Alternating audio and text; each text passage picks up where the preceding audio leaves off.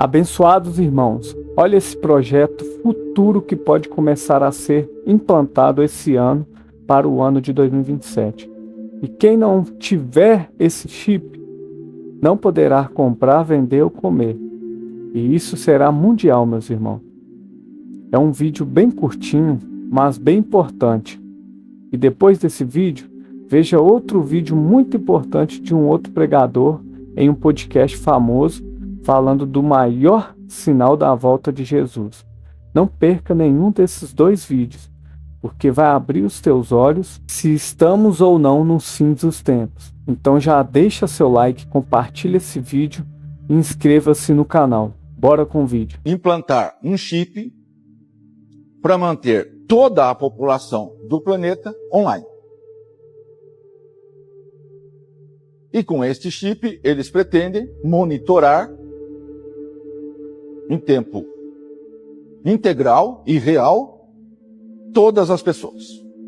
Quem não tiver o chip não fará nenhuma operação financeira. Dentro de 20 anos, a ideia deles é que o dinheiro em espécie, em nota, em moeda, desapareça.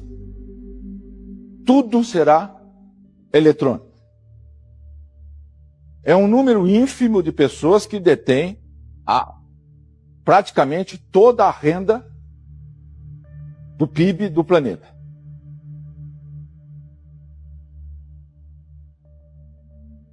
Todo esse controle que já existe não é suficiente para eles. Eles querem o controle total.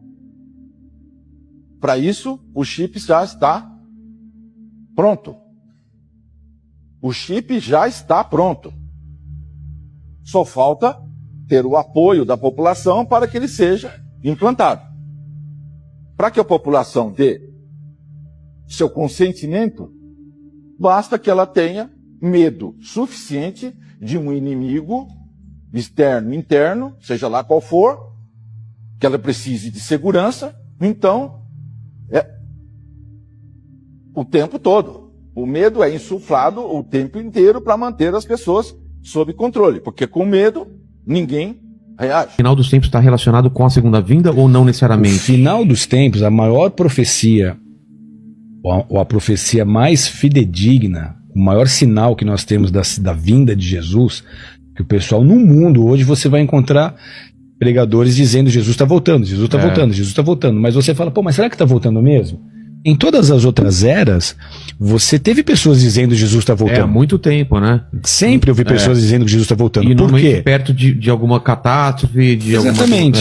Porque Jesus falou de guerras e falou de catástrofes naturais. Doenças. Doenças. Então você pega catástrofes e guerra, elas sempre existiram.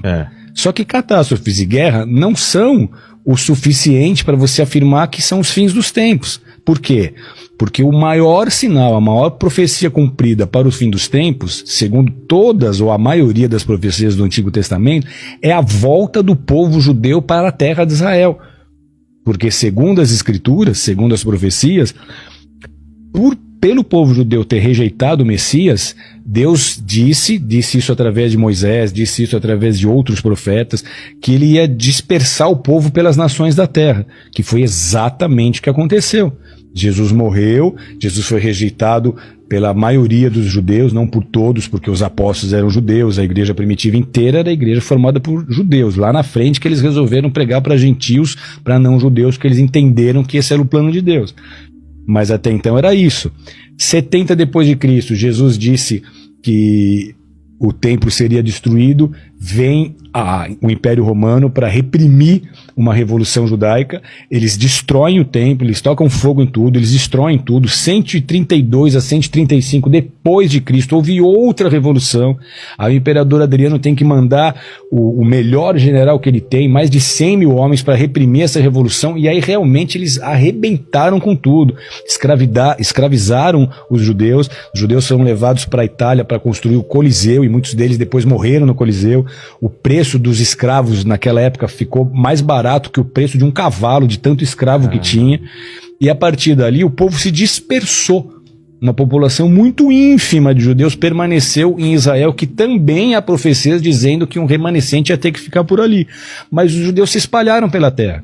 O povo judeu foi perseguido, foi caluniado, foi massacrado em diversas oportunidades, em diversas eras, por diversos grupos, odiado. E você vê um povo que ficou quase 2.000 anos sem pátria. 1.800 anos sem pátria. Muito maluca, né? Só que o que a profecia diz? Que no fim dos tempos, o mesmo Deus que espalhou ia agregar os judeus de novo, ia trazê-los para Jerusalém, para a terra dos seus pais, e ia cuidar deles ali, ia ser um pai para eles. Então, quando que isso começa a acontecer? 1882, a primeira onda de emigração de judeus russos. Muitos judeus russos, no total até hoje foi mais de 1 milhão de judeus russos e dos países ali da União Soviética, migraram para Israel. E hoje você tem um Estado estabelecido e constituído, que foi em 1948, com o voto do brasileiro Oswaldo Aranha, que foi a única resolução da ONU favorável a Israel, porque todas as outras foram contrárias, e você tem um verdadeiro milagre nisso. Só que o Estado foi restabelecido, foi fundado. Então, as profecias bíblicas mais sérias sobre o fim são as que dizem respeito a Israel voltando para sua terra e a restauração do Estado de Israel. Isso aconteceu em 1948. Então, de lá para cá, a gente só tem visto o cenário se afunilando, está cada vez mais próxima a vinda de Jesus. Quais outros finais? Você tem, por exemplo, a necessidade da reconstrução do templo. Você tem... Do Templo de Salomão. Você tem um fato histórico e bíblico que é o fato de Deus ter escolhido um lugar na terra para ele se estabelecer. De todos os países ele escolheu Israel, de todas as cidades ele escolheu Jerusalém, de todos os montes em Jerusalém ele escolheu o Monte Sião. Então ali Davi desejou construir um templo, ele não pôde, mas ele deixou tudo preparado para Salomão. Salomão construiu um templo, esse templo durou 5, 6 séculos, até ser destruído pelos babilônicos naquela invasão onde os judeus se tornaram exilados na Babilônia. 70 anos depois, eles começam a voltar do exílio, e aí você tem Esdras, você tem Neemias, você tem Zorobabel, que reergueram Jerusalém, reconstruíram os muros, reconstruíram o templo. Então esse é o segundo templo, o primeiro de Salomão, o segundo que Zorobabel, o sacerdote, dedicou. Herodes, nos dias de Jesus, ele restaurou esse templo, só que 70 depois de Cristo, esse templo foi destruído. Não houve mais sacrifícios, não houve mais culto, não houve mais sacerdócio, não houve mais nada. O povo se dispersou e acabou ali, encerrou-se os cultos e os sacrifícios a Deus no templo. Para que o ambiente profético seja completo, nós precisamos de um terceiro templo. Então você tem hoje movimentos como o Instituto do Templo em Israel, que trabalham em prol da construção do templo em Jerusalém. Então, para o templo ser reconstruído, os utensílios do templo têm que estar prontos, os sacerdotes têm que estar treinados. Então, esse instituto, ele já há alguns anos, ele treina sacerdotes. Tem um instituto perto de Jericó, ali perto do Vale do Jordão, que treinou milhares de judeus do mundo todo para servir no templo quando ele for restaurado e quando voltar a haver sacrifícios. Então você tem esses homens sendo treinados, você tem as vestes sendo restauradas, desde aquela época que não havia uma estola sacerdotal, que era a estola do sumo sacerdote, porque nem sumo sacerdote existe desde essa dispersação, desde a diáspora. Então o que a gente vê é que esse instituto reconstituiu uma veste sacerdotal no valor de $1,5 milhão, e a veste está lá prontinha.